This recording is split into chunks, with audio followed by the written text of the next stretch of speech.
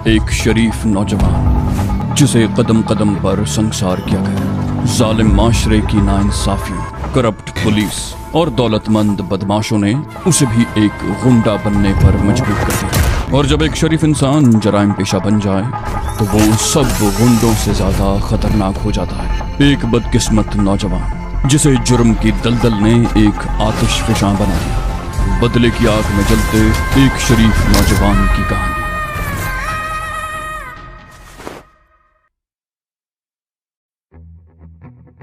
Tractor trolley खेतों वाले कच्चे रास्ते से निकलकर पक्की सड़क पर पहुंच चुकी थी और फिर उसका रुख रावी की तरफ मुड़ गया। ट्रॉली जब काफी दूर निकल गई तो शारिक भी खेत से निकल आया और इधर उधर देखता हुआ सड़क पर आ गया। ट्रॉली बहुत दूर जा चुकी थी और सड़क एक बार फिर वीरान हो चुकी थी। दफतन किसी और ट्रैक्टर के इंजन की आवाज सुनकर वो चौंक गया। उसने मुड़कर देखा, खेतों वाले उसी कच्चे रास्ते से एक और ट्रैक्टर आ रहा था। वो सड़क के किनारे एक दरख्त की आड़ में हो गया। वो भी एक ट्रैक्टर ट्रॉली थी और उस पर भी पट्टे ही लदे हुए थे। वो ट्रॉली जैसे ही कच्चे रास्ते में सड़क पर चढ़ी, शारिक दरख्त की आड़ से निकल आया। इस दौरान उसने इत्मीनान कर लिया था कि ट्रैक्टर पर ड्राइवर के अलावा और कोई नहीं था। शारिक ने सड़क के बीच में आकर ट्रैक्टर को रुकने का इशारा किया। ड्राइवर ने उसे घूरा। क्या बात है भाई, कौन हो तुम? शारिक ने कहा, मैं गांव से आ रहा था, डाकू मेरी मोटरसाइकिल छीन कर ले गए हैं। वो मुझे भी कत्ल कर देते मगर मैं बड़ी मुश्किल से जान बचाने में कामयाब हो सका। अगर तुम मुझे सब्जी मंडी तक पहुंचा सको तो बड़ी मेहरबानी होगी। ट्रैक्टर ड्राइवर ने कहा, कौन से गांव से आ रहे हो? मैंने पहले तुम्हें इस इलाके में नहीं देखा। शारिक ने कहा, मैं दरअसल समनाबाद में रहता हूँ। भेनी में मेरी बहन रहती है।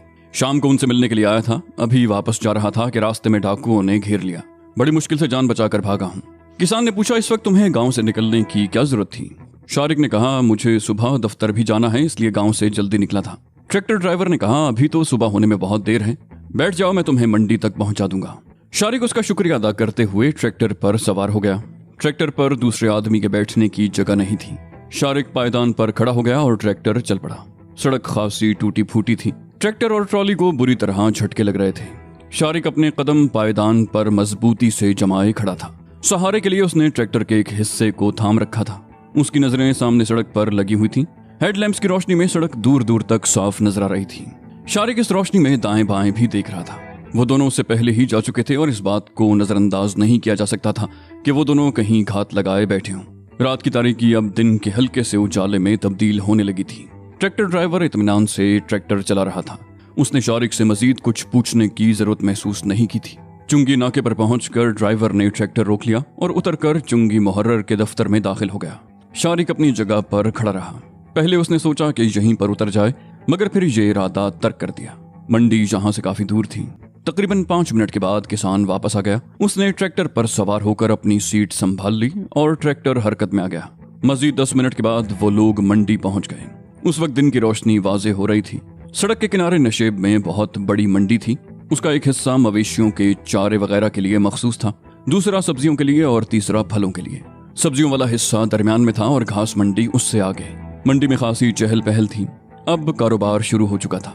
शारिक ने ट्रॉली वाले का शुक्रिया अदा करते हुए ट्रैक्टर से छलांग लगा दी और सड़क की ढलान पर दौड़ता हुआ सब्जी मंडी में दाखिल हो गया। वो तेज तेज कदम उठाता हुआ चल रहा था। चारों तरफ से मुख्तलिफ किस्म की आवाजें सुनाई दे रही थी। कहीं सब्जियों की लाट की बोली लग रही थी और कहीं भाव ताव हो रहा था। मंडी में खासा हुजूम था। शहर के बेशतर सब्जी और फल फरोश अपनी दुकानों के लिए माल इसी मंडी से खरीदते थे। शारिक हुजूम में रास्ता बनाता हुआ उस तरफ जाने की कोशिश कर रहा था जहां से उसे कोई सवारी मिल सकती थी। वो एक तरफ मुड़ा ही था कि 2 आदमियों ने अचानक ही उसका रास्ता रोक लिया। उन दोनों ने अपने जिस्मों पर चादरें ओढ़ रखी थी। उनकी शक्लें देखकर शारिक कांप उठा। वो मकसूद और साझा थे, मौत के वही 2 फरिश्ते जिनसे बचने के लिए वो रात भर भागता रहा था। साझे ने खूंखार निगाहों से उसकी तरफ देखते हुए कहा, शारिक बाऊ, खामोशी से हमारे साथ चल पड़ो। अब अगर तुमने कोई चालाकी दिखाने की कोशिश की तो तुम्हारा जिस्म गोलियों से छलनी कर दूंगा। शारिक को समझने में देर नहीं लगी कि उन दोनों ने चादरों के अंदर क्लैशनकोफ राइफलें छुपा रखी थी। उसे हैरत इस बात पर हुई थी कि उन्होंने चादरें कहां से ले ली थी। फिर दफतन उसे उस ट्रैक्टर ट्रॉली का ख्याल उभर आया जिस पर वो दोनों सवार हुए थे। उस ट्रैक्टर के ड्राइवर और उसके भाई ने खेस या चादरें ओढ़ रखी थी। उन्होंने यकीनन ये चादरें उन्हीं से हथियाली होंगी ताकि अपनी राइफलों को छुपा सकें। शारिक ने इधर उधर देखा। आसपास 20 लोग मौजूद थे जो अपने काम धंधों में मसरूफ थे। साझा उसके दाएं तरफ खड़ा था और मकसूद बाईं तरफ। मकसूद की राइफल की नाल उसकी पसलियों में चुभ रही थी। इस मर्तबा मकसूद ने कहा, हमारे साथ चलो, अगर तुमने भागने की कोशिश की तो हम फायर खोल देंगे। हमें इस बात की परवाह नहीं होगी कि कितने लोग हमारी गोलियों का निशाना बनते हैं, लेकिन तुम जिंदा नहीं बच सकोगे। शारिक के मुंह से बेख्तियार गहरा सांस निकल गया, उसके कंधे लटक गए। उसने ऐसा अंदाज इख्तियार कर लिया जैसे उनके साथ जाने को तैयार हो, लेकिन फिर अचानक ही वो किसी ताकतवर स्प्रिंग की तरह अपनी जगह से उछला। उसके दोनों हाथ दोनों की गर्दनों और दोनों पैर दोनों के पहलुओं पर लगे। बड़ी मेहनत और रियाजत से सीखा हुआ मार्शल आर्ट्स का फन ऐसे ही मौकों पर काम आने के लिए था। वो दोनों कराहते हुए गिरे। शारिक भी गिरा था, मगर वो ऐसे कामों में माहिर था। वो बड़ी फुर्ती से उठकर एक तरफ भाग निकला। मकसूद पहले संभला था, उसने उठते ही फायरिंग शुरू कर दी। शारिक तो उस फायरिंग से महफूज रहा, लेकिन एक मजदूर जिसने सर पर बोझ उठा रखा था गोली का निशाना बन गया। गोली उसके सीने में लगी थी, वो चीखता हुआ ढेर हो गया। 2 आदमी गोलियों से जख्मी होकर गिरे थे। पूरी मंडी में भगदड़ मच गई। लोग बदहवास होकर इधर उधर दौड़ने लगे। शारिक भी लोगों को धक्के देता हुआ एक तरफ भागता रहा। वो सब्जियों वाले सेक्शन से निकलकर फलों वाले सेक्शन में पहुंच गया। वहां भी भगदड़ मची हुई थी। एक आदमी केलों से भरे हुए एक टोकरे के करीब खड़ा बदहवास निगाहों से इधर उधर देख रहा था। उसने दाएं तरफ से दौड़ते हुए एक मजदूर को आवाज दी, ओए पांडी। मगर वो पांडी रुके बगैर एक तरफ भागता चला गया। लेकिन शारिक उस शख्स के करीब रुक गया। उसने पूछा, क्या है मलिक जी, ये सामान उठाना है? उस शख्स ने कहा, हाँ, केलों का ये टोकरा उठाओ, जल्दी करो। शारिक ने झुककर केलों वाला टोकरा उठा लिया जो खासा वजनी था। वो टोकरा सर पर उठाए उस शख्स के पीछे दौड़ता रहा। तकरीबन 50 गज के फासले पर एक सुजुकी पिकअप खड़ी थी, जिसमें कुछ और भी फलों के टोकरे लदे हुए थे। कुछ फल वैसे ही ढेर किए हुए थे। शारिक ने केलों वाला टोकरा सुजुकी में पटक दिया और गर्दन सहलाने लगा। उस शख्स ने 5 रुपए का एक नोट निकाल कर शारिक की तरफ बढ़ाया। शारिक ने नोट लेने की बजाय पूछा, आपको कहाँ जाना है मलिक जी? उस शख्स ने सवालिया निगाहों से उसकी तरफ देखा। बोला, समानाबाद। क्यों? शारिक ने कहा, मुझे भी अपने साथ ले चलें, मुझे रास्ते में चुबुर्जी पर उतार दीजिए, यहाँ तो भगदड़ मची हुई है। वो शख्स बोला, चलो बैठो, जल्दी करो। ये कहता हुआ वो स्टीयरिंग साइड का दरवाजा खोलकर अंदर बैठ गया। शारिक भी दूसरी तरफ का दरवाजा खोलकर बैठ गया। ये सुजुकी उस शख्स की अपनी थी। उसने इंजन स्टार्ट किया और सुजुकी एक जोरदार झटके से आगे बढ़ा दी। सब्जी मंडी में अब भी भगदड़ मची हुई थी। 1-2 मरतबा फायरिंग भी हुई। लोग अपना काम छोड़कर भाग रहे थे। सुजुकी इधर उधर लहराती हुई तेजी से मंडी के इलाके से निकलकर सड़क पर आ गई और तेजी से एक तरफ दौड़ने लगी। ड्राइविंग सीट पर बैठे हुए शख्स ने मुड़कर उसकी तरफ देखा। बोला, तुम कौन हो? पांडी तो नहीं लगते। शारिक ने उसे भी एक फर्जी कहानी सुनाते हुए कहा, मैं शादीपुर से आया था फैसलाबाद जाने के लिए, लेकिन रास्ते में डाकुओं ने लूट लिया। मैंने खेतों में छुपकर जान बचाई। मेरे कपड़ों की ये हालत इसी वजह से हुई है। उस शख्स ने पूछा, मंडी में क्या कर रहे थे और चुबुर्जी क्यों जाना चाहते हो?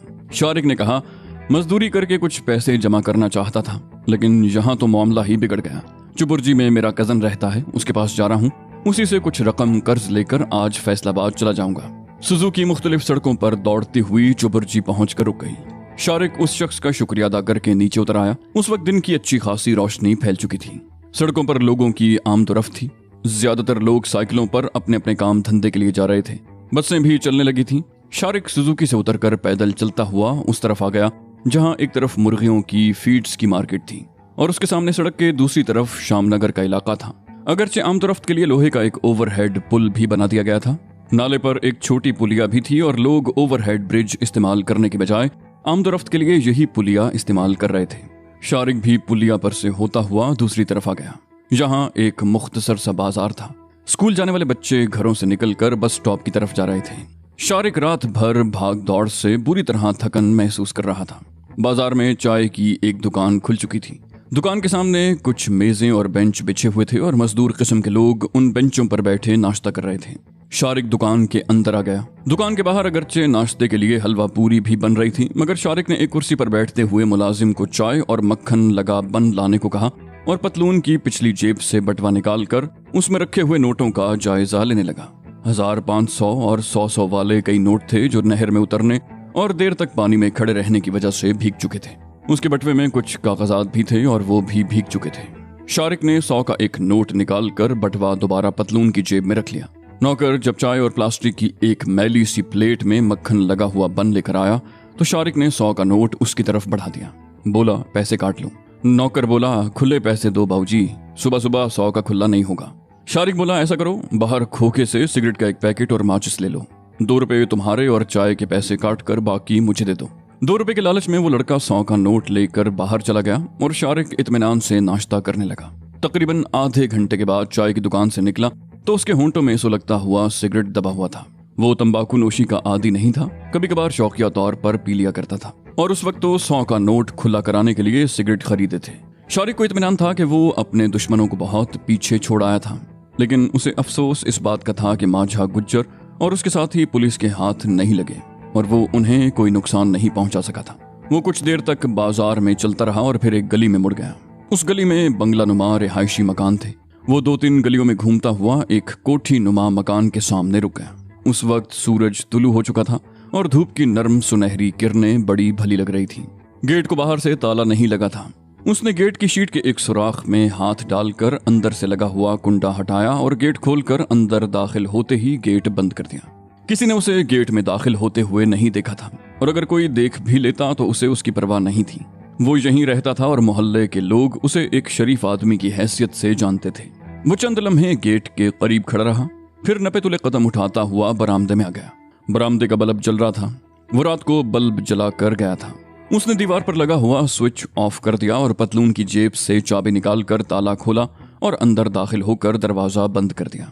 वो राहदारी में 3-4 कदम आगे बढ़ा ही था कि दाएं तरफ वाले कमरे का दरवाजा बड़ी आहिस्तगी से खुला। एक आदमी बाहर निकला और उसने हाथ में पकड़े हुए पिस्तौल की नाल शारिक की गर्दन से लगा दी। उस शख्स के हलक से खौफनाक गुर्राहट निकली। तुम समझते थे कि हमें धोखा देकर हमसे बच निकलोगे? माझा गुज्जर जिस शख्स के साथ कारोबार करता है उसके बारे में मुकम्मल मालूमात रखता है। तुम्हारा ये ठिकाना चंद रोज पहले ही हमारी नजरों में आया था और हमें यकीन था कि तुम वहां से भागकर सीधे यहीं आओगे। शारिक बोला, तुम माझा गुज्जर तो नहीं हो? कौन हो तुम? उस शख्स ने जवाब दिया, माझे गुज्जर का एक अदना गुलाम। तुम पाताल में भी छुप जाते तो हम तुम्हें ढूंढ निकालते। मैं 1 घंटे से यहाँ तुम्हारा इंतजार कर रहा था। मुझे यकीन था कि तुम सीधे यहीं आओगे। अब खैरियत इसी में है कि माल हमारे हवाले कर दो। शारिक के मुंह से बेख्तियार गहरा सांस निकला। बोला, माल? हाँ, अब तो माल तुम लोगों के हवाले करना ही पड़ेगा। उस शख्स ने शारिक की गर्दन पर पिस्तौल का दबाव डाला। बोला, तो फिर देर किस बात की है, आगे बढ़ो। शारिक 2 कदम आगे बढ़ा, लेकिन फिर अचानक ही बड़ी फुर्ती से नीचे बैठ गया। उसके साथ ही उसने उस शख्स की पसलियों में दोनों कोहनियों से ठोकर मार दी। वो शख्स कराहा, पिस्तौल उसके हाथ से छूट कर गिर गया। शारिक बड़ी तेजी से सीधा हो गया था। उसने अपने हरीफ को संभलने का मौका दिए बगैर घूंसों और ठोकरों पर रख लिया। वो इलियास था, माझा गुज्जर का साथी। रात को ये भी सोख्ता हवेली में ही था, लेकिन उसके फरार के बाद हवेली से निकलकर शायद यहीं आया था। चंद घूंसे और ठोकरें खाने के बाद इलियास संभल गया और अब उसने भी जवाबी हमले शुरू कर दिए थे। वो दोनों लड़ते हुए हॉल नुमा कमरे में आ गए, जहां एक तरफ सोफा सेट लगा हुआ था, 1-2 कुर्सियां थीं और सामने एक कोने में ट्रॉली पर टेलीविजन सेट रखा हुआ था। इलियास का घूंसा खाकर शारिक पुश्त के बल सोफे पर गिरा। इलियास ने उस पर छलांग लगा दी। शारिक बड़ी फुर्ती से एक तरफ हट गया। इलियास मुंह के बल सोफे पर गिरा। शारिक ने उसे कमीज के कॉलर से पकड़कर उठाया और सर पर जोरदार घूंसा रसीद कर दिया। उसके साथ ही उसे जोरदार धक्का दिया। इलियास टीवी ट्रॉली से जा टकराया। ट्रॉली उलट गई। टीवी की पिक्चर ट्यूब चकनाचूर हो गई। इलियास को संभलने में सिर्फ 1 सेकंड लगा था। उसने उठकर फौरन ही शारिक पर हमला कर दिया। वो दोनों एक दूसरे से टकरा कर फर्श पर गिरे और एक दूसरे से गुत्थम गुत्था हो गए। कभी शारिक नीचे होता और कभी इलियास। वो दोनों दीवार से जा लगे। इलियास दीवार का सहारा लेकर उठने में कामयाब हो गया, लेकिन शारिक ने भी उठने में देर न लगाई। शारिक के होंठों से खून बह रहा था। वो इलियास को दीवार के साथ दबाने की कोशिश कर रहा था, मगर उसके बरक्स इलियास ने उसे दीवार के साथ लगा दिया। लेकिन इस तरह शारिक को मौका मिल गया। उसने सीधा हाथ इलियास के गले पर लपेट दिया और उसे पूरी कुव्वत से दबाने लगा। इलियास पहले तो अपना गला छुड़ाने की कोशिश करता रहा, लेकिन कामयाब नहीं हो सका। उसने हाथ ऊपर उठाकर शारिक के सर के बाल पकड़ने की कोशिश की, मगर शारिक ने एक झटके से सर पीछे हटा लिया। उसके साथ ही वो उसके गले पर अपने बाजू का दबाव बढ़ाने लगा। इलियास हाथ पैर पटकने लगा। शारिक की गिरफ्त मजबूत से मजबूत तर होती जा रही थी। इलियास की आंखें हल्कों से उबलने लगी थीं। शारिक ने दूसरे हाथ से अपने उस बाजू को पकड़ रखा था जो उसने इलियास की गर्दन पर लपेट रखा था। इस तरह दोनों हाथों की कुव्वत एक ही जगह पर मरकूज हो गई। एक तरफ इलियास का गला दब रहा था और दूसरी तरफ उसकी गर्दन की हड्डी पर दबाव बढ़ रहा था। अब उसकी जबान भी मुंह से बाहर निकलने लगी थी। वो बुरी तरह पैर पटक रहा था। शारिक पै दर पै झटके दे रहा था। इलियास के हलक से अजीब सी आवाजें खारिज हो रही थीं। शारिक ने एक जोरदार झटका दिया। कड़क की आवाज उभरी। इलियास की गर्दन की हड्डी टूट गई। वो पानी से निकली हुई मछली की तरह तड़पने लगा, मगर शारिक ने अब भी गिरफ्त ढीली नहीं की थी। इलियास के मुंह से निकलने वाली खरखराहट की आवाजें बतदरीज कम होती चली गईं। उसका जिस्म ढीला पड़ गया और उसकी गर्दन शारिक की बाहों में ढलक गई। शारिक ने एक और हल्का सा झटका दिया और उसकी गर्दन छोड़कर अलग हट गया। इलियास लुढ़क कर फर्श पर ढेर हो गया। वो खत्म हो चुका था। शारिक उठकर खड़ा हो गया। उसका चेहरा सुर्ख हो गया था और सांस बुरी तरह फूल गया था। वो दीवार से टेक लगाए खड़ा देर तक अपने बेरब्त तनफ्फुस पर काबू पाने की कोशिश करता रहा। फिर उसने शोलाबार निगाहों से इलियास की लाश की तरफ देखा और उसे पैर से हल्की सी ठोकर मारते हुए वहां से हट गया। वो अपने बेडरूम में आ गया। अलमारी खोलकर हैंगर पर टंगे हुए कपड़ों का एक जोड़ा निकाला और पहने हुए कपड़े और जूते उतारकर वहीं फेंक दिए और अलमारी से निकाले हुए कपड़े लेकर बाथरूम में घुस गया। गर्म पानी के गुस्ल से उसकी थकन बड़ी हद तक दूर हो गई। वो लिबास बदल कर बाहर आ गया। उसने किचन में जाकर चाय बनाई। खासा कुशादा किचन था। चीजें रखने के लिए कैबिनेट बने हुए थे। एक तरफ छोटा फ्रिज भी रखा हुआ था जिसमें दूध और जरूरत की दीगर चीजें रखी हुई थी। चाय बनाने के साथ ही उसने दूसरे चूल्हे पर 2 अंडे उबालने को रख दिए। उबले हुए अंडे छीलकर उसने प्लेट में रखे, उन्हें 2-2 टुकड़ों में काटा, उन पर नमक और काली मिर्च छिड़की, 1 कप में चाय उंडेली और दोनों चीजें लेकर किचन के सामने ही मेज पर बैठ गया। फिर बड़े इत्मीनान से चाय के साथ अंडे के पीस खाने लगा। जिस जगह वो बैठा हुआ था वहां से इलियास की लाश भी नजर आ रही थी, मगर उसने लाश को इस तरह नजरअंदाज कर रखा था कि जैसे इस मकान में उसका वजूद ही ना हो। अंडों की प्लेट साफ करने और चाय का कप खाली करने के बाद वो दोबारा बेडरूम में आ गया। कुछ देर तक दीवार के साथ इस्तादा लकड़ी की अलमारी को देखता रहा। जब उसने कपड़े निकाले थे तो उसी वक्त उसे अंदाजा हो गया था कि अलमारी की तलाशी ली गई थी। उसने अलमारी को पकड़कर आहिस्ता आहिस्ता उसकी जगह से तकरीबन 3 फुट आगे खिसका दिया। उस अलमारी के पीछे दीवार में एक और हसमी अलमारी थी। उस अलमारी का दरवाजा आहनी चादर का था। शारिक चंद लम्हे बंद आहनी दरवाजे को देखता रहा। उसमें तालों के 2 सुराख थे। वो अलमारी के सामने से हटकर बेड के करीब आ गया। पायती की तरफ से बेड को उठाकर उसकी जगह से थोड़ा सा हटा दिया। एक पाए के नीचे छोटा सा गड्ढा था जिसमें चाबियों का गुच्छा रखा हुआ था। उसने चाबियों का गुच्छा उठा लिया और दोबारा आहनी दरवाजे वाली अलमारी के करीब आ गया। उसने 2 चाबियां इस्तेमाल करते हुए आहनी दरवाजे के दोनों हजमी कुफल खोलकर अलमारी खोल दी। उस अलमारी के अंदर 3 खाने बने हुए थे। तीनों खाने बंद थे। उसने एक चाबी मुंतखब करके ऊपर वाला दरवाजा खोला। उसमें करेंसी नोट भरे हुए थे। गड्डियां बड़े सलीके से रखी हुई थी। दूसरे खाने में एक पिस्तौल रखा हुआ था, मगर यह पिस्तौल नहीं था। गन थी जो साइज में पिस्तौल से खासी बड़ी थी। छोटी राइफल और पिस्तौल के दरमियान की कोई चीज। ये गन शारिक ने एक गैर मुल्की स्मगलर से खरीदी थी और इसे बड़ी हिफाजत से संभाल कर रखा हुआ था। तीसरे खाने में प्लास्टिक की थैलियां सलीके से नीचे ऊपर रखी हुई थी। उन थैलियों में सफेद रंग का पाउडर भरा हुआ था। ये हेरोइन थी। शारिक कुछ देर तक इन तीनों खानों को देखता रहा। फिर उसने बेड के नीचे से सैमसोनाइट का ब्राउन रंग का सूटकेस निकाला। पहले उसमें हेरोइन की थैलियां रखी। वो तादाद में 25 थीं। हर थैली में 1 किलो हेरोइन थी। बैनुल अक़वामी मंडी में इस हेरोइन की कीमत करोड़ों रुपए हो सकती थी। हेरोइन की थैलियां रखने के बाद उसने एक साइड में पिस्तौल रखा। फिर नोटों की गड्डियां जमाई और दूसरी अलमारी से कपड़े निकालकर उनके ऊपर रखने लगा। लोहे के दरवाजे वाली अलमारी बंद कर दी और लकड़ी की अलमारी को सरकाकर दोबारा उसकी जगह पर रख दिया। उसने सूटकेस बंद कर दिया और घूम फिर कर घर का जायजा लेने लगा। यह मकान उसने तकरीबन 6 महीने पहले किराए पर लिया था। जब वो यहाँ आया था तो दीवार में इस अलमारी के सिर्फ शेल्फ बने हुए थे। आहनी दराज और दरवाजे उसने खुद बनवाए थे। यह मकान भी उसने शोएब हाशमी के नाम से लिया था और अपने आप को एक कारोबारी आदमी जाहिर किया था। 1 साल का किराया उसने एडवांस दे दिया था और सिर्फ जरूरत की चीजें ही यहाँ लाकर रखी थी। वो ज्यादातर घर में रहता या बाहर। मोहल्ले वालों से कभी कभार ही मुलाकात होती और वो भी उसे शोएब हाशमी ही के नाम से जानते थे। उसने मकान से हर वो निशान मिटा दिया जिससे उसे शारिक की हैसियत से शनाख्त किया जा सकता हो। आखिर में उसने इलियास की लाश की तरफ देखा और बेडरूम से सूटकेस उठाकर बाहर आ गया। दरवाजा बंद करके चाबी उसने बरामदे की दीवार पर बिजली के स्विच पर टांग दी और सूटकेस उठाकर बाहर आ गया। गेट के सुराख में हाथ डालकर उसने अंदर का कुंडा लगा दिया। बाहर का कुंडा यूं ही खुला रहने दिया। गली में उस वक्त 3-4 छोटे बच्चे पतंग उड़ा रहे थे। 2 औरतें टोकरियां हाथ में उठाए गालिबन सब्जी गोश्त लेने जा रही थीं। शारिक तेज तेज कदम उठाता हुआ सड़क पर आ गया। इत्तेफाक से उसे फौरन ही रक्षा मिल गया और वो रिक्शे पर बैठकर रेलवे स्टेशन की तरफ रवाना हो गया। रेलवे स्टेशन के करीब रिक्शा छोड़कर चंद मिनट के बाद शारिक दूसरे रिक्शे पर बैठ गया। इस मर्तबा वो लोहारी चौक पर उतरा था। रिक्शा छोड़कर वो सूटकेस उठाए पैदल ही चलता हुआ अनारकली में दाखिल हो गया। तकरीबन 200 गज का फासला तय करने के बाद वो एक ज़ेली गली में दाखिल हो गया। एक रेस्टोरेंट के सामने वो एक लम्हे को रुका। काउंटर पर बैठे हुए शख्स को आंख से इशारा किया और रेस्टोरेंट के बिल्कुल साथ एक छोटे दरवाजे में दाखिल होकर सीढ़ियां चढ़ता चला गया। सीढ़ियों के इख्तिताम पर दरवाजा था जो उस वक्त बंद था। वो दरवाजे के सामने खड़ा हो गया। उसने दस्तक देने की जरूरत नहीं समझी थी। तकरीबन 2 मिनट के बाद दरवाजा खुल गया। ये वही शख्स था जो रेस्टोरेंट के काउंटर के सामने बैठा हुआ था और शारिक ने सीढ़ियों वाले दरवाजे में दाखिल होने से पहले उसे आंख के कोने से मखसूस इशारा किया था। वो शारिक का दोस्त सुहेल था।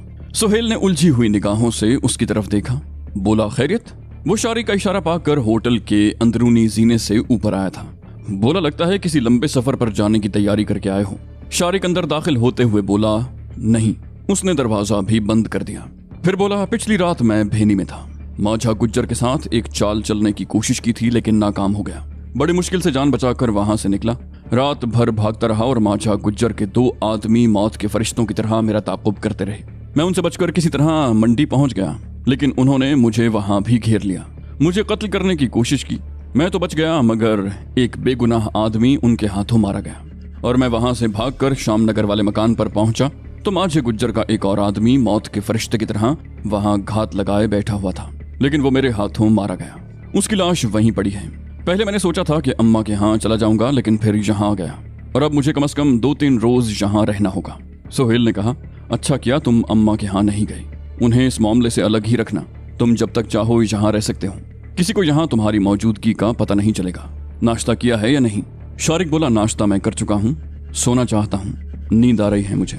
सुहेल बोला ठीक है तुम सो जाओ, कोई तुम्हें डिस्टर्ब नहीं करेगा। शारिक ने सूटकेस उसकी तरफ बढ़ाते हुए कहा और ये सूटकेस संभाल कर रख लो। इसमें 1.5 करोड़ की रकम है। 25 किलो हेरोइन और ऑटो गन है। मैं यहाँ आ तो गया हूँ लेकिन अब सोच रहा हूँ कि मेरी वजह से तुम किसी मुसीबत में न पड़ जाओ। सुहेल ने उसे घूरा। बोला क्या बकवास कर रहे हो? जिस रोज मैंने तुम्हारी तरफ दोस्ती का हाथ बढ़ाया था उस वक्त मैंने ये नहीं सोचा था कि तुम्हारी दोस्ती में फायदा होगा या नुकसान। मैं दोस्ती का मफहूम अच्छी तरह समझता हूँ, इसलिए आइंदा तुम इस किस्म की कोई बात नहीं करोगे। अब तुम सो जाओ, मैं नीचे रेस्टोरेंट में जा रहा हूँ। सुहेल अंदरूनी दरवाजे से निकलकर रेस्टोरेंट के जीने की तरफ बढ़ गया। शारिक ने जूते भी नहीं उतारे और बिस्तर पर गिर गया। बिस्तर पर लेटते ही उसकी आंखें बंद होने लगी और जहन माजी के पर्दे उठाने लगा।